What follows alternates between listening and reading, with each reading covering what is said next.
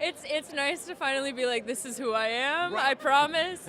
Promise I'm not a bitch. Right, to explain to people, I'm not her. Not her, though I love her. But we get to kind of shake it all off and get to celebrate for a second. It's awesome. She stood on that stage and said, "I promise I'm not a bitch." And the crowd laughed. But behind that laugh was years of silence, struggle, and a system that nearly made sure you never heard her name at all. Because here's what nobody is talking about. Isa Briones didn't just land a role. She cracked open a wall that Hollywood has been quietly reinforcing for decades. And the industry, they are not happy about it. Let's go back. Because this story doesn't start at an awards carpet.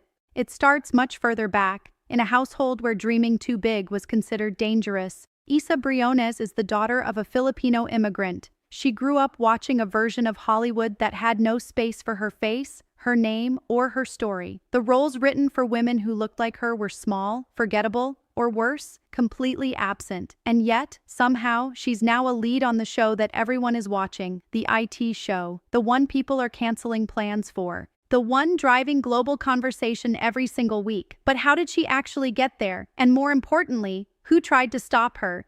What does it mean to be a part of the It Show? It's something I never, in my wildest dreams, thought I could say. I mean, I'm the daughter of an immigrant. I'm here in a way, and I have my dad with me, and it's just the most special. Where is he? Where's your dad? Where's your dad? Tell him come here. Come here. I love that. I love that you mention your dad and what this night means to have your dad with you. Yeah, I mean, this is, I think, our wildest dreams, to be able to be here, and the fact that I get to, I don't know, represent and also feel the pride from him. It's just so special, and this is bigger than I ever thought. Because here's what the feel-good interviews don't tell you. The entertainment industry has a very specific playbook when it comes to diversity. They greenlight one, they promote one, they make noise about one, and then they quietly close the door behind them. So when Isa Briones started rising, when her name started trending, when Filipino fans started flooding social media, there were people in very powerful rooms who had a very different plan for how this was supposed to go. Stay with me, because what was happening behind the scenes is darker than the red carpet photos suggest. When Isa arrived on set, she was playing a character that required her to be something she fundamentally is not: cold, clinical, detached. She has spoken openly about the weight of that. The exhaustion of convincing people over and over again that the character is not her. It's nice to finally be like, this is who I am. Right. I promise. Promise I'm not a bitch.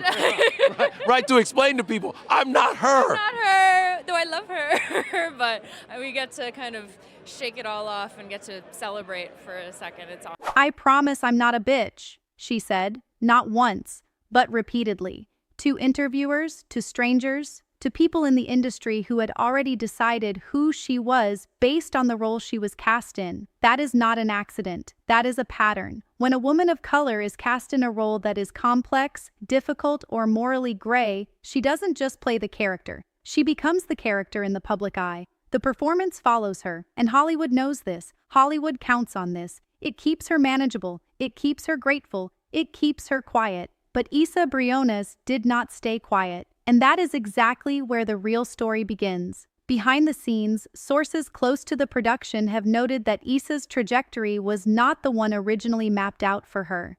There were conversations, quiet ones, the kind that never make it into press releases, about how much visibility she should have, about which interviews she could do, about how loudly her Filipino identity could be celebrated without making certain audiences uncomfortable. Think about that for a second. A woman lands a role on the biggest show on television. She brings her father, an immigrant who crossed oceans for a better life, to the biggest night of her career. How wild is it to see your child on the show that is the show that everyone's watching and is one of the favorite characters out there? It's wild because everyone in the Philippines right now are crying and their hearts are full and very proud of this little one. And somewhere in a corporate office, someone is calculating how much of her culture is marketable and how much of it is a liability. That is the industry secret they will never put in a headline. And yet, the fans saw through it. Filipino fans, in particular, obliterated every algorithm, every quiet suppression, every calculated limitation. They streamed, they trended. They flooded comment sections across every platform with a level of emotional intensity that even the most seasoned entertainment executives had to sit up and acknowledge. Philippine fans are like no other fans from any other country. They support. Well, okay, have you seen the article that says that Filipinos are the most emotional people? Yes. And I think that is very true. We love with all our being. And so when we're a fan of something, you are going to know it. And that is the beautiful thing you I'm feel. trying not to cry right now. That's what I say. What does it mean to represent? Because I was just watching the tennis tournament in Dubai, and the young tennis star, the Filipino. Oh my God. Yeah.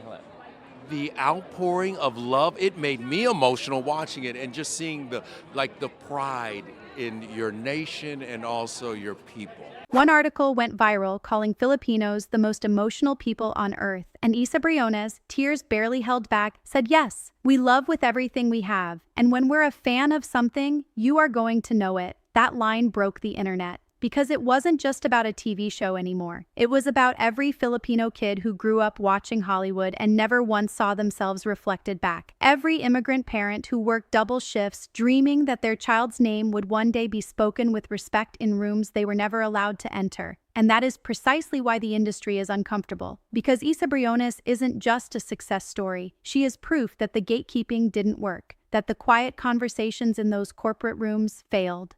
That the algorithm suppression, the calculated visibility limits, the identity management, none of it held. She got through anyway. Yes, we have very little to be proud of sometimes, but what we have is heart and talent and love. Yeah. And that's what we're hanging on to. When we have the opportunity to show who we are, it's like you have to take that moment to celebrate it to the fullest, because unfortunately it doesn't come very often. And we're here to be like, no, there needs to be more of this. We're here. We're not going away. We're here. We're not going away. The question now is not whether Hollywood will make space. The question is whether they will do it on their own terms, controlling the narrative, managing the image, limiting the culture, or whether the culture will simply take the space regardless. Because history suggests the industry will smile for the cameras and quietly recalculate behind closed doors. So ask yourself, when the next Isa Briones emerges, will Hollywood celebrate her? Or will there be another set of quiet conversations about how much of her identity is allowed to be visible? Drop your answer below, and if you want the truth behind the stories that the industry doesn't want trending, subscribe to ViralSpillz. It's something I never, in my wildest dreams, thought I could say. I mean, I'm the daughter of an immigrant. I'm here in a way, and I have my dad with me, and it's just the most special. Where is he? Where's your dad? Where's your dad? Tell him come here. Come here. I love that. I love that you mention your dad and what this night means to have your dad with you. Yeah, I mean, this is, I think, our wildest dreams, to be able to be here, and the fact that I get to, I don't know, represent and also feel the pride from him. It's just so special, and this is bigger than I ever thought. But here is the part that keeps insiders nervous. She is not alone. There is a wave building of Southeast Asian talent, of Filipino artists, of international voices that is knocking at every door Hollywood has tried to keep shut. And the louder the fans get, the harder it is to pretend the door was ever locked in the first place. Isa said it herself. I love your representation. I love that you have your dad here. And by the way, do you want to send a shout out to the folks in the Philippines? Because they do see our show there. Because we are just getting started.